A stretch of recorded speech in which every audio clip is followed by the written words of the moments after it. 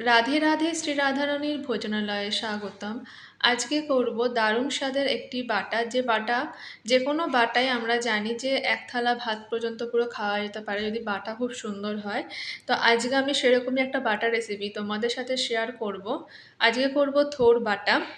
থোরটা প্রথমে বানিয়ে নিয়েছিলাম। থোর তো একটু বানাতে সময় লাগে, আর থোর যেহেতু অনেকটা আয়রন থাকে, বানানোর পর কিন্তু এরকম একটু কালচে কালচে হয়েই যায়। তো থোরের থেকে যে সুতো সুতো ভাবটা হয় সেটা অবশ্যই বাদ দিয়ে দিতে হবে। থোরের গাটা খোসার মতন ছাড়িয়ে নিয়ে তারপর থোরটাকে গোল গোল করে বানিয়ে তার থেকে সুতোগুলো বাদ দিয়ে তারপর এরকম সরু সরু করে বানিয়ে নিয়েছি। পুরো থোরটাই আমি বটির সাহায্যেই বানিয়েছি। একদিন নয় থোর বানানো দেখাবো কি করে থোর বানানো যায়।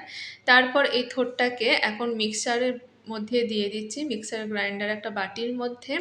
তো সেটার সাথে দিয়ে দিচ্ছি সর্ষে, সাদা সর্ষে 1 চামচ মতন। প্রথমে যে পরিমাণ থোরটা বাটছি তার সাথে সর্ষে আর লঙ্কা দিয়ে থোরটা বেটে নেব। থোর বাটা হয়ে যাওয়ার পর একদম অল্প একটু হয়ে যায়, তাই তোমরা চাইলে অনেকটা পরিমাণ থোর একসাথে বাটতে পারো।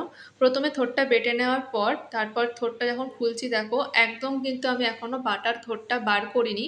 ওই থোর বাটার মধ্যে যেটুকু পরিমাণ থোর ছিল সেটুকু থোর দিয়ে আর একটু পোস্ত দিয়ে দিলাম, এবার সেটাও বেটে নিচ্ছি। থোর বাটার সময় অবশ্য অল্প একটু জল দিতে হবে, যেহেতু থোর একটু ড্রাই হয়ে থাকে, তাই জন্য অল্প একটু জল দিলে একটু স্মুথভাবে বাটা হয়ে যায় আর খুব সহজেই বাটা যায়। তার জন্য অল্প একটু জল ব্যবহার করে দুবারই থোরটাকে বেটে নিয়েছি। এরপর থোর বাটাটি ঠিক এরকম দেখতে হয়েছিল।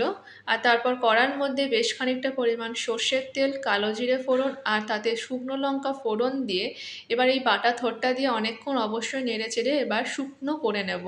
আর এই থোর বাটার মধ্যে এখন অল্প একটু হলুদ আর অল্প একটু লবণ দিয়ে নেব।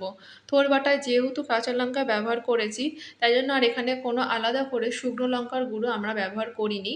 আর যেহেতু শুকনো লঙ্কা ফোড়ন দিয়েছিলাম আর থোর বাটাটি অবশ্যই খুবই ঝাল হয়েছিল, তার জন্যও আর আলাদা করে কিন্তু কোনো রকম লঙ্কার গুঁড়ো দেওয়ার ব্যবহার দরকার হয়নি। এরপর অল্প একটু লবণ স্বাদ মতন দিয়েছি, কারণ শুকনো হয়ে যাওয়ার পর থোর কিন্তু অনেকটাই অল্প হয়ে যাবে, তাই সেই বুঝেই লবণটা দিতে হবে। আর দিয়ে দিয়েছি অল্প একটু হলুদ, যাতে থোর বাটার রঙটা একটু আলাদা হয়ে থাকে। এখন থোর বাটাটি অনেকক্ষণ সময় নিয়ে রান্না করেছি, একদম গ্যাসের ফ্লেমটা মিডিয়াম টু লোয়ের মধ্যে রেখে কিছুক্ষণ অন্তর অন্তর নেড়েছি আর কিছুক্ষণ করে ছেড়ে দিয়েছি যাতে থোর বাটাটি একদম শুকনো হয়ে যায়। আর যখন এরকম শুকনো হয়ে যাবে তখন স্বাদ মতন অল্প একটু চিনি ছড়িয়ে দিয়েছি। যেহেতু একটা থোরের মধ্যে একটু কষকষ ব্যাপারটা থাকে, তাতে একটু চিনিটা দিলে সুন্দর হয়ে থাকে। তবে থোর বাটা কিন্তু এতটাই অসাধারণ খেতে হয়, আমার আগে জানা ছিল না, তাই আমার খুব ভালো লেগেছে এই থোর বাটাটি, তাই তোমাদের সাথেও শেয়ার করে নিলাম। ভালো লাগলে অবশ্যই তোমরা একবার থোর বেটে দেখতে পারো। আর অবশ্যই শেষে অল্প একটু কাঁচা সর্ষের তেল দিয়ে গরম ভাতের সাথে এইভাবে থোর বাটা একবার খেয়ে দেখো। ভালো লাগলে লাইক, শেয়ার আর চ্যানেলটি সাবস্ক্রাইব করে অবশ্যই পাশে থেকো। রাধে রাধে।